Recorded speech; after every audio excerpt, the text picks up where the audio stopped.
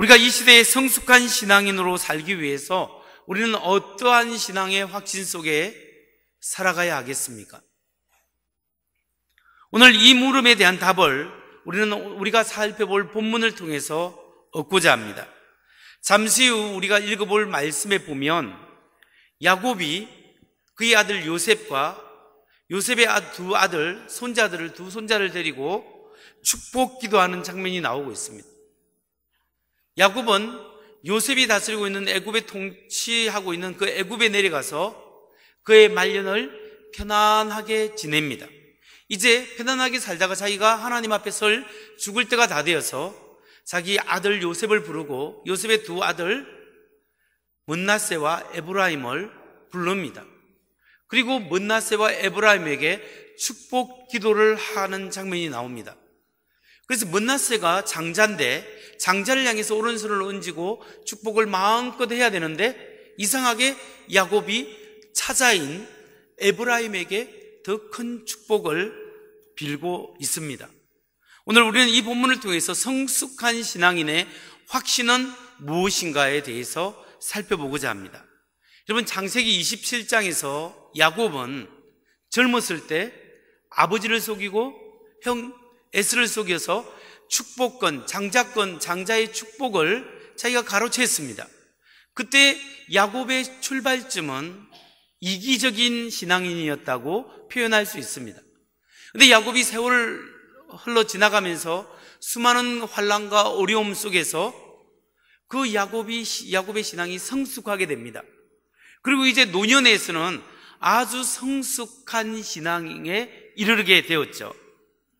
그런 성숙한 신앙인이 마지막 확신 속에서 축복을 하고 있는데 이 축복 기도를 통해서 우리는 성숙한 신앙인의 확신은 무엇인가?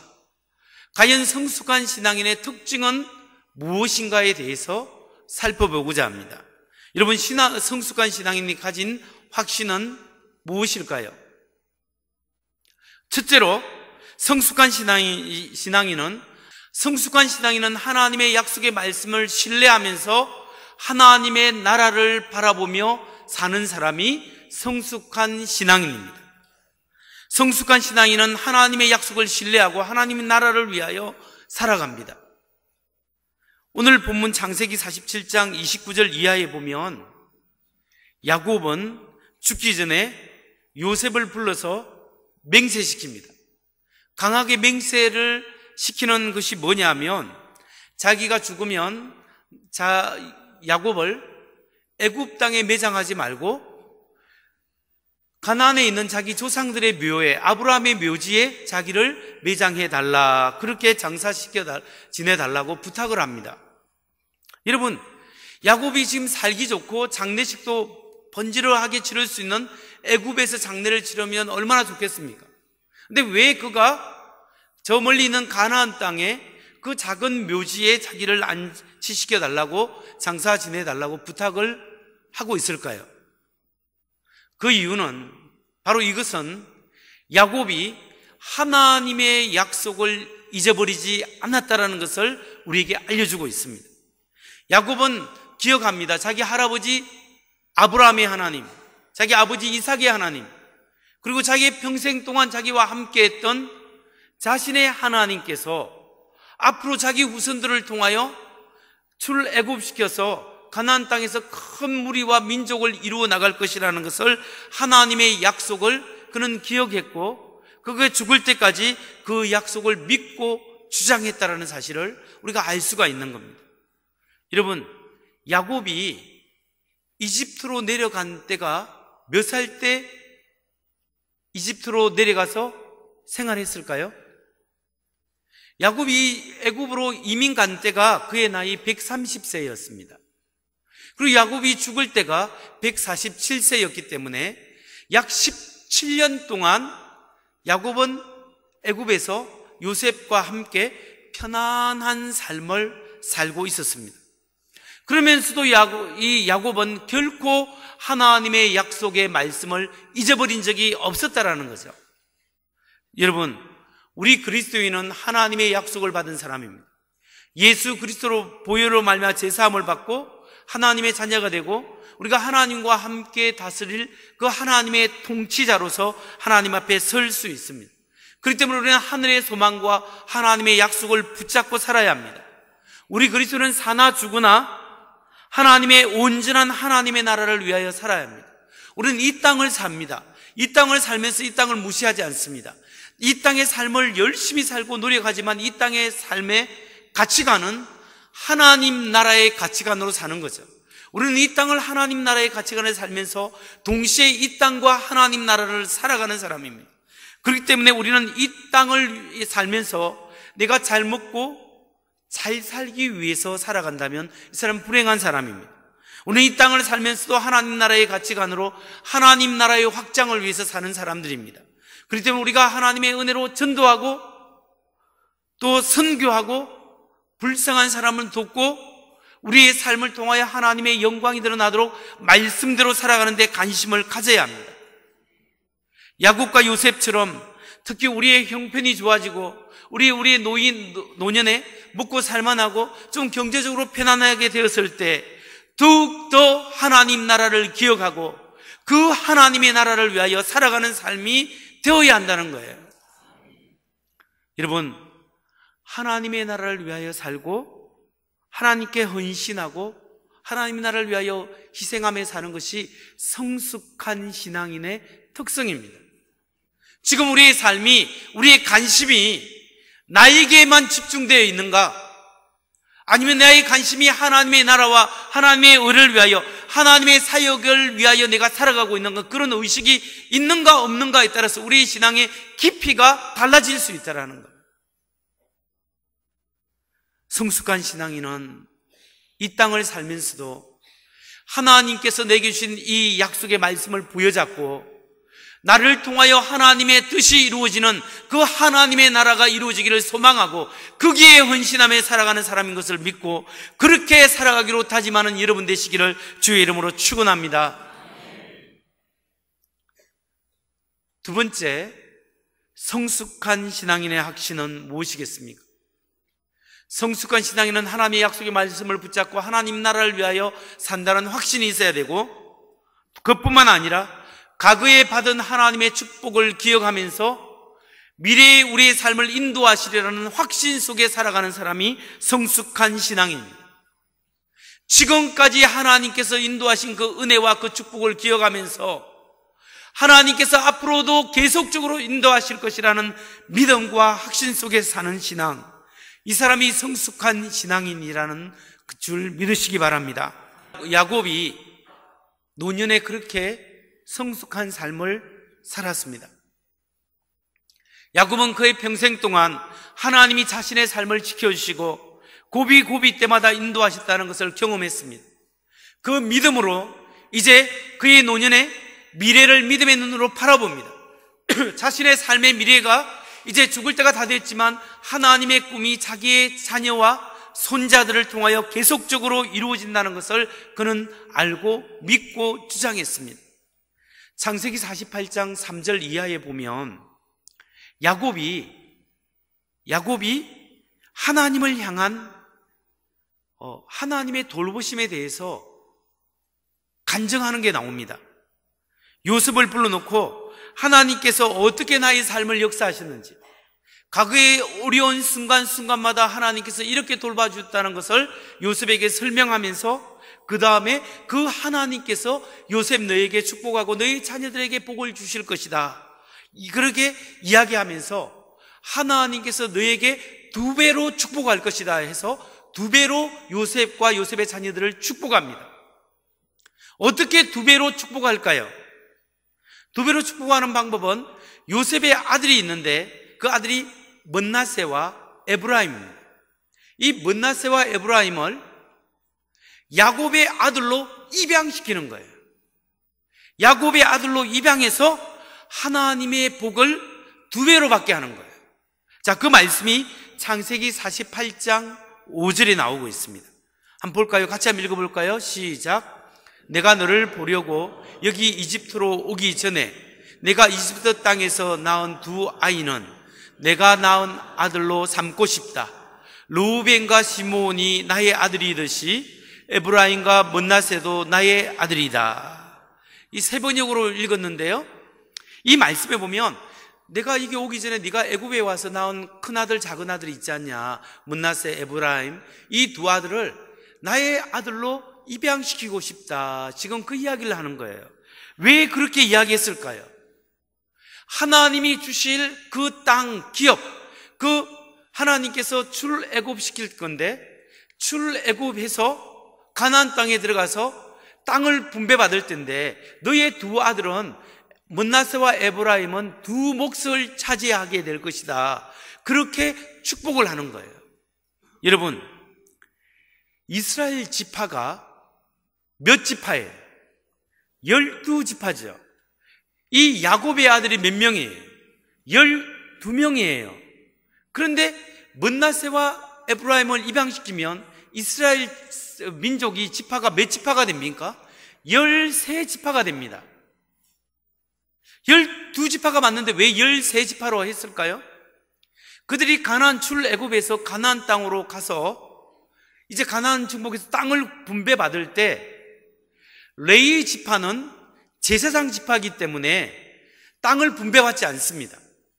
다 나머지 12지파의 12땅을 나누고 그들의 주는 곡식과 양식을 통하여 레위 지파는 하나님 앞에 드려졌기 때문에 생활비를 받게 되는 거죠.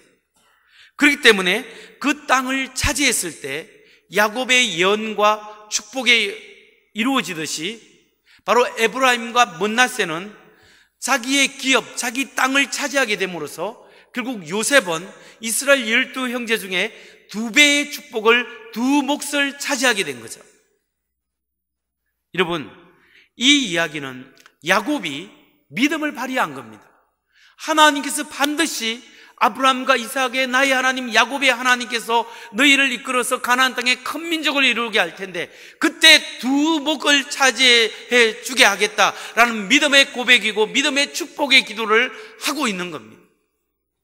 성도 여러분, 우리를 향하신 하나님의 약속을 우리가 믿기 때문에 하나님께서 지금까지 인도하신 그 하나님께서 앞으로도 우리의 삶, 미래의 우리의 삶도 인도할 것이라는 믿음을 가져야 합니다. 오늘까지 인도하셨기 때문에 하나님께서 계속적으로 하나님의 은혜 가운데 우리의 앞날도 인도하실 것이다, 이 믿음으로 우리는 살아가야 한다는 거죠. 그게 믿음의 사람의 확신입니다.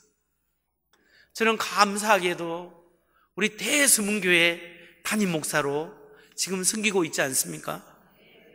우리 교회를 목회하면서 저는 새로운 비전을 하나님 앞에 가지고 있고 기도하고 있습니다. 하나님의 은혜 가운데 89년 동안 우리 교회가 이 땅에 이 자리에 자리를 잡고 지금까지 건강한 교회로 세계 선교를 향해서 수많은 선교사를 후원하고 지금 하나님의 사역을 감당하고 있지 않습니까? 이것은 정말 하나님의 은혜입니다. 수많은 고비 때마다 여러분의 부모님을 사용하셨고 여러분을 사용하고 계시고 여러분의 자녀들을 사용해서 하나님의 이 서문교회를 세워나가실 것입니다. 저는 우리 이러한 하나님의 은혜를 생각하면서 우리 서문교회의 새로운 미래의 모습, 지금까지 인도하신 하나님께서 우리의 미래도 인도하시고 축복하실 것이라는 확신을 가지고 있습니다. 우리 교회는 세계 선교의 사역을 계속 감당할 것입니다. 이 지역 사회를 돕는 일을 감당할 것입니다. 작은 교회를 섬기는 일들을 계속 감당하기를 원합니다. 그뿐만 아니라 우리 교회가 한국 교회의 새로운 영적인 부흥을 가져오는 물길을 여는 그런 교회가 되기를 소망합니다. 여러분, 한국에는요 잘못된 인식들이 있는데 기독교 안티 기독교의 세력들이 있어서 기독교 신앙을 믿을 만하지 못하다고 이렇게 생각하게 만들어요. 정말 확실한 기독교 신앙을 믿지 못하도록 만드는 이 세대에 저는 이 복음을 통해서 젊은이에게 왜 기독교 신앙이 진리인가를 확신시켜주는 그런 사역을 감당하고 그런 사역을 통하여 놀라운 부흥을 가져오는 그 일을 꿈꾸고 있습니다. 전에 제가 서울의 신촌교회에서 포럼을 하는데, 신촌 포럼이라는 그 포럼을 할 때 참석했는데 그때 발제한 어느 분이 발제한 내용이 그렇습니다. 그 신촌 지역에는 서강대도 있고 연세대도 있고 이화여대도 있고 쭉 있잖아요. 미국의 주요 대학교에 대학생의 기독교 인구가 5%도 안 된다고 발제를 한 거예요. 제가 그 통계가 어디서 나왔는지 모르지만 그분의 말에 의하면 대학생 100명 중에 5명 정도가 크리스찬이 될까 말까 한다는 거예요. 그러니까 지금 이런 걸 통해서 우리가 생각해 보면 우리 아이들이나 우리 대학생들이나 청년들이나 우리 다음 세대들이 계속 인구가 줄어들 뿐만 아니라 기독교 인구도 너무나 급격하게 교회를 떠나고 있다라고 우리가 생각할 수 있는 겁니다. 우리가 열심히 길른 자녀들이 교회를 떠나고 그 자녀의 자녀들이 교회를 떠나는 그런 현상들이 지금 일어나고 있는 거예요. 제가 어릴 때에도 수많은 학생들이 크리스찬들이었는데 제가 대학생 때에도 수많은 크리스찬들이 CCC 모임만 해도 엄청나게 모여서 그렇게 전도 활동을 했는데 지금 그 아이들이 다 사라진 거예요. 여러분, 이러한 문제의 원인이 무엇이겠습니까? 여러 가지 원인이 있겠지만 우리가 변화되는 사회를 교회가 생각이 따라가지 못한 거예요. 기독교 신앙을 가르치면서 무조건 믿어라, 따지지 말고 믿어라, 그냥 믿으라, 이런 교육의 원인이 지금 이 결과를 낳았다고도 하나의 원인이라고 볼 수 있는 거예요. 왜냐하면 우리 아이들이 학교 가면 진화론을 배우고 또 하나님이 없고 하나님은 인간의 이성으로 만들어진 신이다, 예수는 신화적 인물일 수 있고 예수는 인간일 뿐이다, 이런 것들이 인터넷을 통하여 팽배하게 정보가 돌아다니고 있는데, 그래서 의심스러우면 교회에서 물어보면 그냥 믿으면 돼, 이렇게 가르치다 보면 그 안에 있는 궁금증이 풀어지지 않는 거예요. 어떻게 진화론을 대항하고 어떻게 우리가 하나님의 창조를 가르칠 것인가, 예수가 정말 부활했고 예수만이 정말 이 세상의 종교 중에 유일한 구세주인가, 왜 그런가를 우리가 잘 설명하지 못했기 때문에, 그냥 믿어라, 덮어놓고 믿어라 가르쳤기 때문에 이런 결과가 온 하나의 원인일 수 있다라는 겁니다.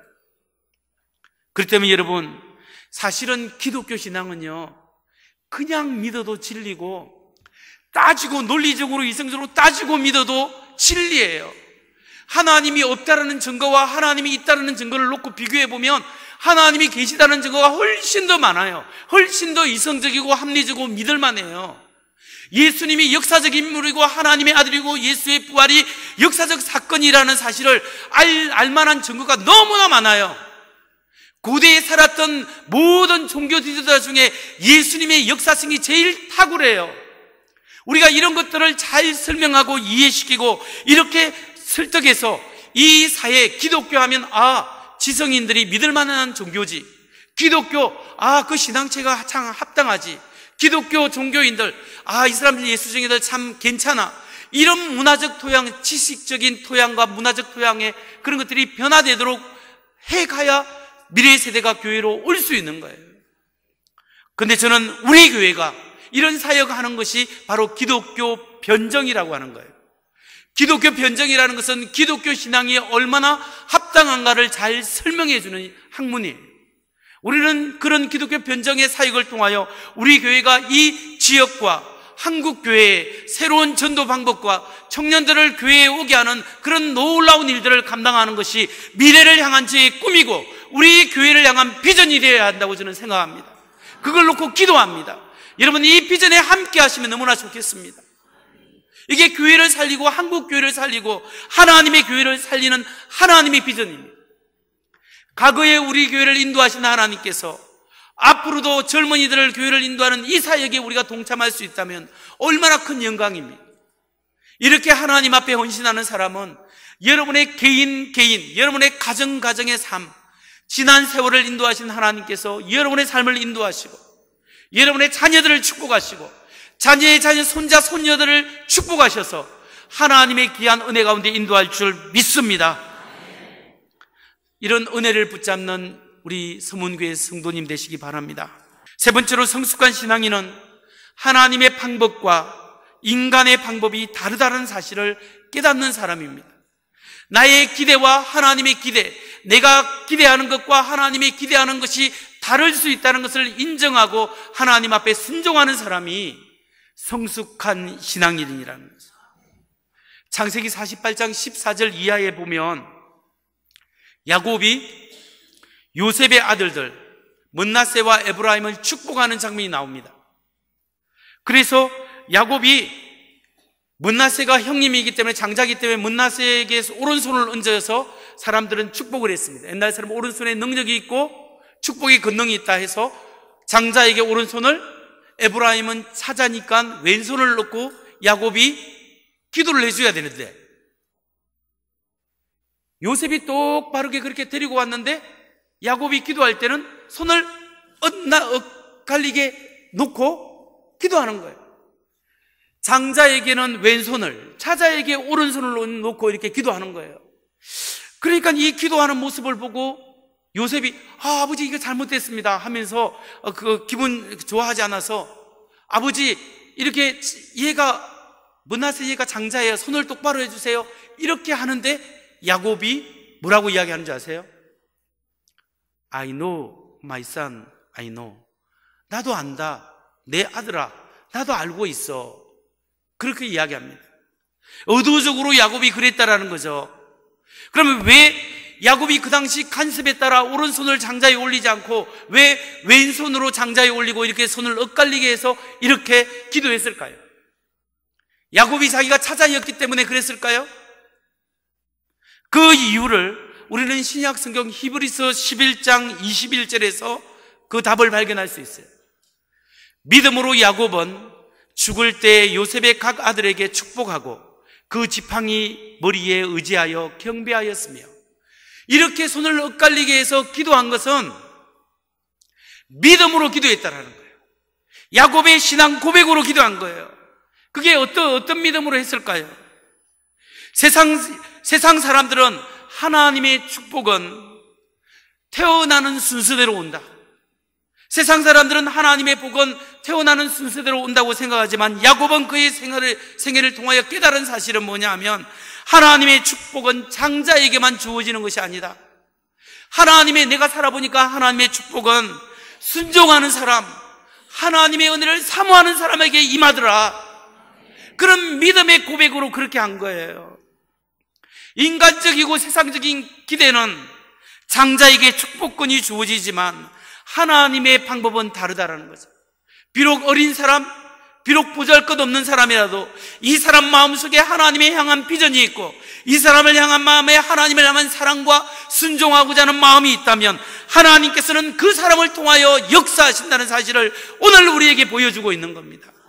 여러분, 하나님의 방법은 때때로 내가 생각하고 내가 원하는 것과 다를 수가 있습니다. 때때로 하나님께서 하나님의 손을 엇갈려 놓고 우리에게 축복하실 때가 있어요.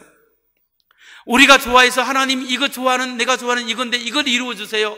하나님께서는 아니다, 이것을 축복하실 때가 있단 말이에요. 여러분이 원하는 것과 하나님이 원하는 것이 다를 수가 있어요. 하나님이 이것을 해주세요, 이것이 복입니다, 이것을 원합니다 하지만 하나님은 어떤 때는 손을 엇갈리게 놓으시고 우리를 축복하실 때가 있다라는 거예요. 우리는 믿어야 합니다. 좋으신 하나님께서 나에게 가장 좋은 길로 인도하신다. 좋으신 하나님께서 나이가 주님을 붙잡고 있으면 가장 좋은 길로 축복하신다. 이 사실을 믿어야 합니다. 그래서 내 아내가 최고다, 내 남편가 최고입니다, 내 부모님이 최고입니다, 내 자녀가 최고입니다. 이 고백이 우리에게 있어야 합니다. 하나님께 하나님 손을 잘못 얹었습니다, 하나님 이걸 축복해 주세요. 하나님께서 이야기합니다. I know my son, I know. 내 아들아 안다, 내 딸아 알고 있다. 그러나 이게 너에게 최고란다. 하나님께서 우리에게 말씀하십니다. 그렇기 때문에 여러분, 내가 생각할 때는 하나님 이게 아닌데요 하지만 하나님을 의지하면 하나님께서 최고의 것으로 주실 줄 믿으시기 바랍니다. 하나님의 축복은 그 순종하는 마음을 통하여 부어지는 겁니다. 하나님 앞에 순종하는 사람을 통하여 하나님의 역사가 이루어지는 겁니다.